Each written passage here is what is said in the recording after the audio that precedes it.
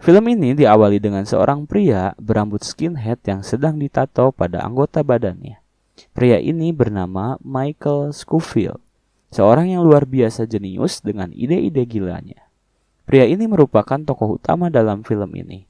Nah, tato inilah yang menjadi kunci dalam film Prison Break. Nanti akan menjelaskan untuk apa tato tersebut. Adegan dilanjutkan dengan Scofield yang sedang membereskan dan membuang seluruh arsip dan data-data di sebuah apartemen. Data apakah itu? Nanti akan terjawab. Keesokan harinya, tibalah hari yang ditunggu. Scofield ternyata melakukan aksi perampokan sebuah bank. Tapi anehnya, saat polisi datang, ia menyerah begitu saja tanpa ada perlawanan. Seolah-olah ia memang dengan sengaja ingin ditangkap oleh polisi sedari awal. Di persidangan, hakim nampak bingung dengan terdakwa karena jarang ada terdakwa yang berbicara dengan jujur apa adanya dan mengaku bersalah. Dan pengacaranya pun dibuat bingung dengan apa yang dikatakan oleh Scofield. Pengacara tersebut bernama Veronica, yang sekaligus adalah mantan pacar dari kakaknya Scofield.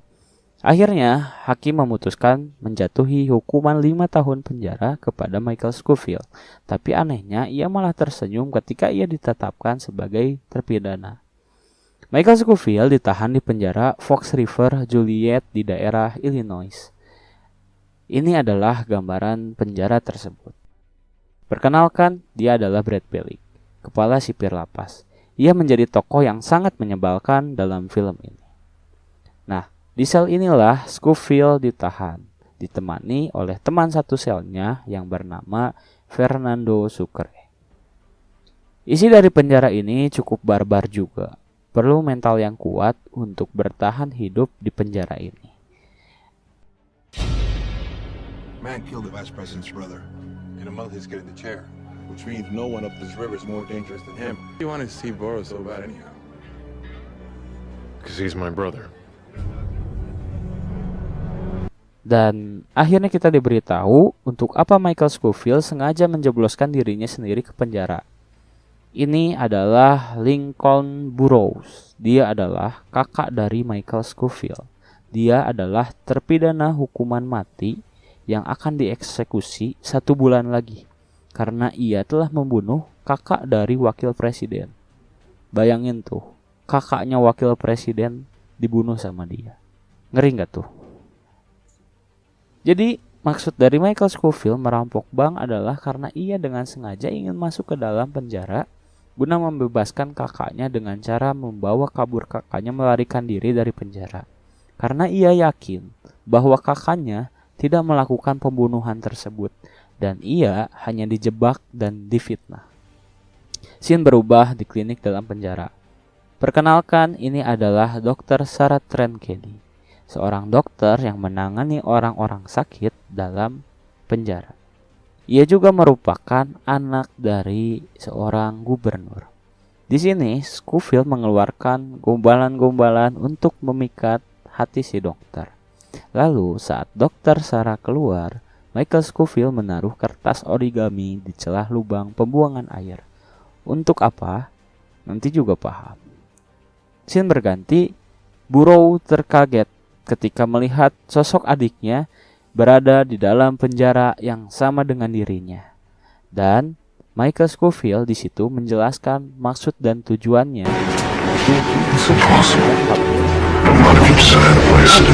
Kakaknya masih menolak karena itu merupakan perbuatan yang sangat mustahil. Jadi, arsip-arsip dan data-data di awal film tadi adalah strategi-strategi untuk kabur dari penjara yang telah dipersiapkan dengan matang oleh Scofield. Banyak misi-misi yang harus dilakukan, tapi harus dilakukan dengan sabar oleh Scofield, sehingga rencana kabur tidak terjadi secara asal-asalan. Nah, ini yang membuat film ini sangat menarik, karena banyak sekali jalan-jalan dan cara-cara yang Michael Scofield buat untuk kabur dari penjara River Fork. Michael Scofield tidak sembarang memilih orang. Sebelum ia masuk penjara, ia telah melakukan riset siapa saja napi-napi yang memiliki potensi dan kemampuan untuk bisa menolongnya dalam penjara. Perkenalkan, ia adalah Charles Westmoreland. Scofield berkata kepada Charles bahwa ia mengenal istrinya dan ia mengklaim tahu banyak tentang Charles. Bahkan Scofield berkata ia tahu siapa sosok sebenarnya Charles ini. D.B. Cooper. D.B. Cooper adalah seorang yang kabur dari pesawat 30 tahun yang lalu dengan membawa uang tunai sebesar $1,5 juta. Tapi Charles mengelak bahwa dirinya bukanlah D.B. Cooper. Suatu siang, Scofield dipanggil oleh kepala penjara Pope. Kepala penjara mempertanyakan untuk apa seorang pintar lulusan sarjana arsitek berada di tempat ini. Masa iya sih seorang arsitek harus rela merampok bank karena ia tidak memiliki uang? Karena kepala penjara tahu hal itu, maka ia ingin mengambil keuntungan pribadi dengan meminta sang arsitek Michael Scofield membantu menyelesaikan maket Taj Mahal untuk hadiah ulang tahun istrinya. Namun, Scofield menolak.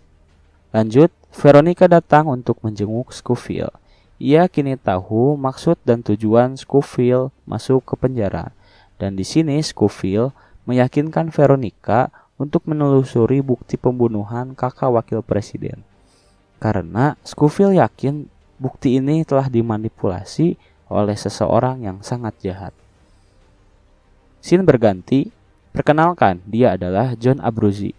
Dia adalah seorang gembong mafia yang berbahaya. Kemafiaannya pun masih terbawa di penjara. Ia memiliki jabatan di antara para napi, yaitu koordinator para napi pekerja yang diberikan tugas bersih-bersih atau renovasi.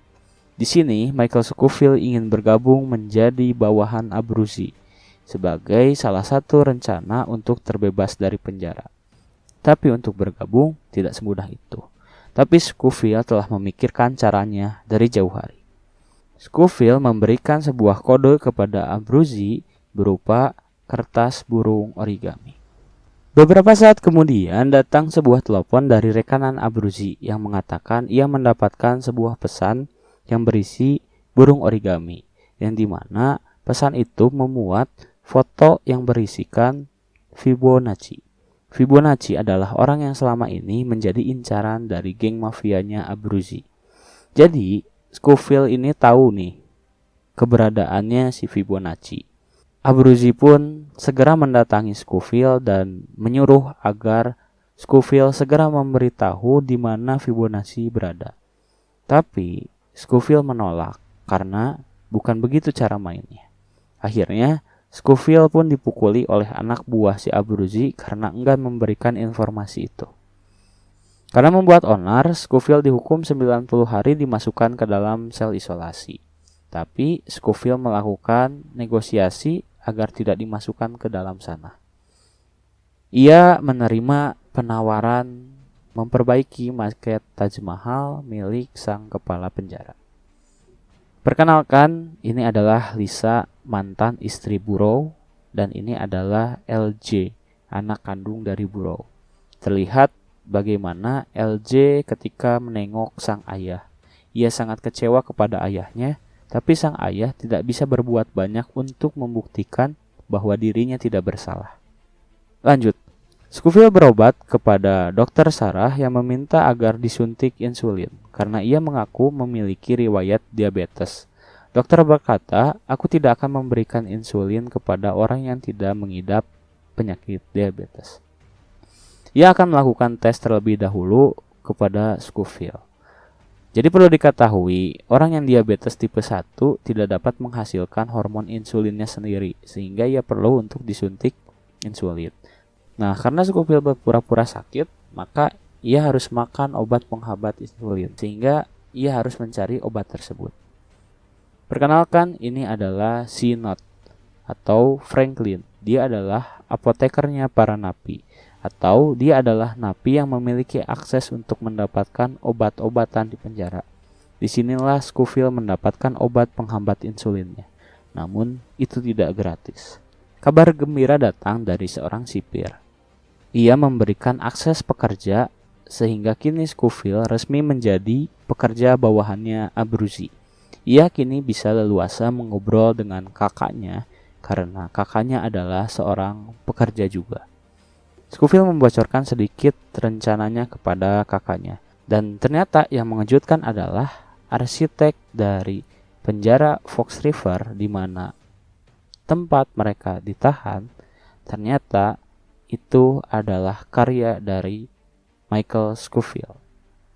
Dan tato yang diceritakan di awal tadi itu bukan sembarang tato, tetapi itu merupakan blueprint dari penjara Fox River beserta seluruh strategi dan rencana untuk kabur dari penjara. Bersambung.